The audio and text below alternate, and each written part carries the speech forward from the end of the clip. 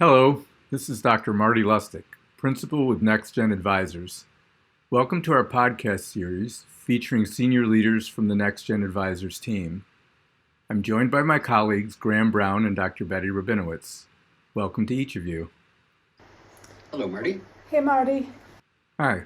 The last few months have seen the identification of a number of new variants of the SARS-CoV-2 coronavirus. The ones emerging in the UK and South Africa have mutations to the spike proteins, which make them more transmissible. Today we'd like to discuss the status of the vaccination campaigns, the implication of these new variants on efforts to control the pandemic, and how pharmaceutical companies and researchers are responding to this challenge. Let's start with the status of vaccination campaigns. It's been just over 6 weeks since the FDA provided emergency use authorization for the Pfizer and Moderna vaccines. Earlier this week, the number of people vaccinated in the U.S. actually surpassed the number of confirmed cases of COVID-19. So that's a statistic I'm sure we're all glad to hear about. Graham, what's your thinking about the status of the vaccination effort in the U.S.? Well, I guess I would start, Marty, by saying what's really exciting about the development of the vaccines is that it's really been such a global collaboration, and we've seen really the fastest time from getting the initial research, the design of the DNA of this coronavirus coming out of Wuhan, China, to different researchers around the world, and they've developed a number of different really effective vaccines in a short time. So that's very exciting to see. As we're getting to this rollout phase of vaccinating folks, I think the complexity of all of the logistics that are involved are really showing up. And it's proving much more difficult in the end than I think folks predicted or thought it was going to be. I think right now there's a lot of effort underway to try and create some predictability in the system in terms of what volume of doses states will be receiving on what schedule from different manufacturers so that they can plan ahead with public health agencies and municipalities on where they're going to be doing vaccination campaigns, and try and bring some consistency also to how they're prioritizing different populations. So I think it's a pretty significant ramp-up period that we're going to see continuing for the next few months. But I'm certainly glad it's underway. Yeah, aren't we all? Betty, what would you like to add to that?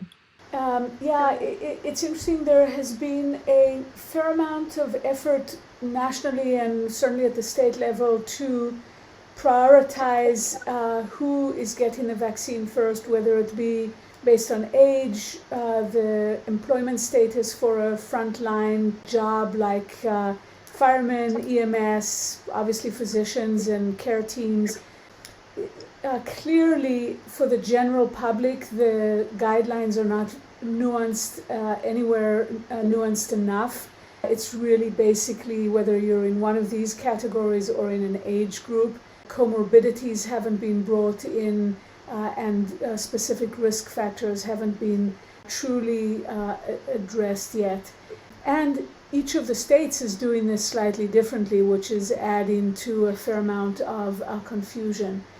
Clearly, we were ill-prepared for a national task of this scale, even in terms, and I talk about this often, uniform patient identifier, a distinct and unique identifier that can be used.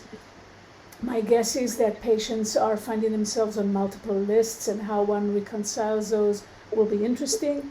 And it will be interesting to see if we have the tools to allow a second vaccine to occur in an organized fashion, and we can track down the people who got the first vaccine and invite them back to get the second one in an organized way. This issue of variability across states reminds me of a challenge we had when I was working in a hospital setting, and the attendings all had slightly different approaches to managing diabetes and insulin drips in patients who had been admitted for exacerbations of their diabetes. And it created, even though everyone thought their way was the best, that variation created a much higher risk of mistakes by nurses and staff that led to inferior outcomes. And it was a huge effort to force what might not be the best for each individual situation, but a consistent approach to an insulin drip to make sure that you minimize mistakes. And I think we have a similar challenge with the vaccines, that this variation is very confusing, both to the people who are giving the vaccine, but also to those of us who are trying to get in line to figure out where we are in line to get the vaccine. Absolutely. Let's talk about the variants. There's actually some interesting information coming off the CDC website. And specifically, the UK variant appears to be both more transmissible and more deadly than the original strain. And the South African variant, which emerged independent of the UK variant, but around the same time and has some of the same mutations, also thought, at least what's published on the website, that some of those mutations may affect the ability to detect antibodies to the original strain. So in the last 2 months, all these variants have been detected in the United States as well. So of course, that raises a whole set of concerns. Betty, where's your thinking on this? This feels like a ticking bomb in a certain way, that we are facing. Interestingly, the good news is that nationally the numbers are actually going down. And as you mentioned, there's more people vaccinated than there are currently diagnosed. I can just give an example, upstate New York, where there was a raging numbers around the holidays. We're seeing consistent decreases. But the sense is that if these variants take hold and become the dominant infectious variant, that we will see a very high uptick in cases. And if it's true that these mutations are more deadly, severe morbidity and mortality will go up as well. And that the cascade that follows, strain on hospitals, strain on the healthcare system, economic impact, etc. So basically, we're in a race now between vaccination and mutation, hoping that we can win the vaccination race and that these strains don't have opportunities to transmit and in the course of transmission mutate. Wow. Graham, what do you see the implications of this from a public health point of view? Well, I think Betty's really right. And I think the comment that she just made around we're in a race to get ahead of the curve of a third wave, a fourth wave, these rounds of increase infection within the population is really daunting. I'm concerned that we've missed the bus a little bit in where there are these new variants coming around and they are more problematic and are spreading very rapidly, and that there hasn't necessarily been the compliance that we've needed with public health measures to really try and nip some of this community spread in the bud. So that from a public health perspective is one message I would make. We need to continue the physical distancing and the use of masks and isolation and quarantine and other effective mitigating strategies that we know can work. At the same time, the longer that COVID is out there in the population, I think the more of these mutations we can expect to see. And some of them may indeed be more problematic than those that have arisen out of the UK and South Africa and Brazil and other locations to date. Yeah, I think you touched on it, is depending on technology as the only solution to this is not where we need to be right now. That given this issue of the variants, and honestly, there may be some other pandemic that's out there looming from a completely different virus that we haven't thought of yet or haven't seen yet, that it's not an either or thing, that we really do need to focus on those public health measures, the simple social distancing, hand washing, wearing face masks. They're going to be important going forward, sort of no matter how this plays out. From a technology point of view, if we look at it, particularly through the lenses of those who are manufacturing vaccines right now, what do you see as sort of the themes from the manufacturer's perspective on how this rise in variants has impacted their approach to where they're headed going forward? Well, maybe I'll start on this one because I wrote a blog this week that we're going to put out next week that touches on some of these responses by the pharmaceutical industry specifically. So the ones that have received prior use authorization in the United States that are really being put out there dramatically in terms of the initial rounds of vaccination are by Moderna and then Pfizer BioNTech. And Moderna is responding to these new variants by looking at how they can match the mutations that are appearing in these new variants and look at tweaking the responsive elements of the molecule within their mRNA vaccine to have it respond accordingly. They're also looking at potentially developing a multivalent vaccine, so one that addresses the initial strain that the vaccines have been based on the initial design of the virus from originating out of China, and then matching it with other elements to impact efficacy against the South African or UK or other viruses. Pfizer is also looking at, similarly, a multivalent approach, but also doing some research to look at whether a third shot, a third inoculation, a booster down the road after the first two would have any increase in preventing severe or moderate illness.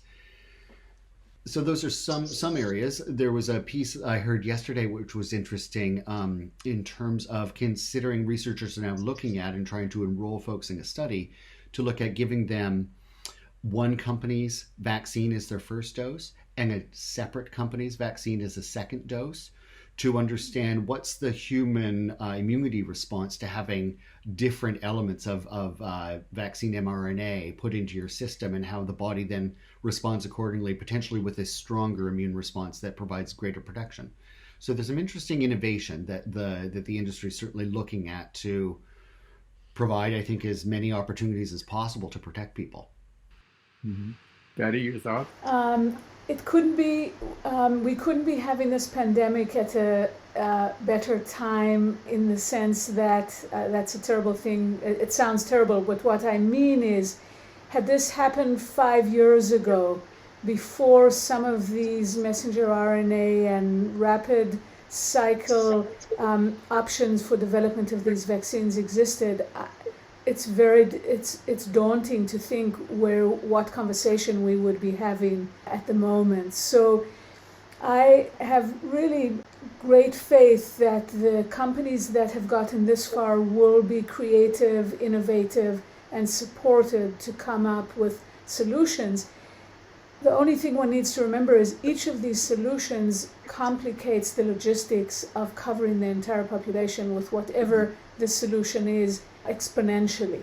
So finding people for a third shot, needing to do boosters at short intervals, it's complicated enough to predict the kinds of antigens to address in the flu shot. Just imagine now racing after or tracking these mutations and coming out with different versions. Which version did the patient get? Is it compatible? Is there any issues of combining them? We have a daunting task in front of us. What is so promising on the one hand and so tempting is to try and get beyond it. But we will have to do that globally, because as long as there are pockets across the world where this virus is spreading unchecked, travel these days makes the world completely a tiny village. So it's not enough to vaccinate in our area or vaccinate in your own state or your own or in the entire US. If travelers from other countries aren't going to get vaccinated, it's a futile effort. Not to that extent, but it is very risky. Go ahead, Graham. Well, it's an important point. I mean, this is truly a global pandemic, and not since 1918, and even then, not to the extent that we're experiencing now, the level of infection at a global level and the rapid evolution of these new variants and the ability to transmit them globally. That just didn't happen 100 years ago when we were having the Spanish flu. Folks got on boats then, and it took them 3 weeks to get across the Atlantic. Now it takes 5 hours. And right. You get in contact with a number of individuals potentially very, very easily. One bright light that's potentially going to help, certainly here in the United States, is Janssen, which is a part of Johnson & Johnson, is getting ready. They're just finishing up their phase 3 trials, and they're likely to apply to the FDA for emergency use authorization in the next week or two. And that's a single dose vaccine that doesn't require the severe cold temperature refrigeration that Moderna and Pfizer's vaccines do. So that speaks to an opportunity to potentially really broaden the inoculation approach, go down that chain of eligible individuals into different age categories, and really ramp things up in the next couple months. So that's certainly giving me some hope that that's going to happen in the next month or two. Yeah, I also think it's hopeful that, and somewhat serendipitous, that the phase 3 trials for the J&J vaccine, were done partially in South Africa and showed, close to 60% effectiveness, where we know there was a high prevalence of the new variant there. So that to me is a hopeful sign that these strains haven't mutated enough for the current vaccines to be ineffective. And also, I think, as both of you were saying, the fact that internationally there's been a level of cooperation and a speed to production for all of the vaccines that are out and that are coming out is a really hopeful sign for our ability to globally respond to the evolving challenges that are in front of us.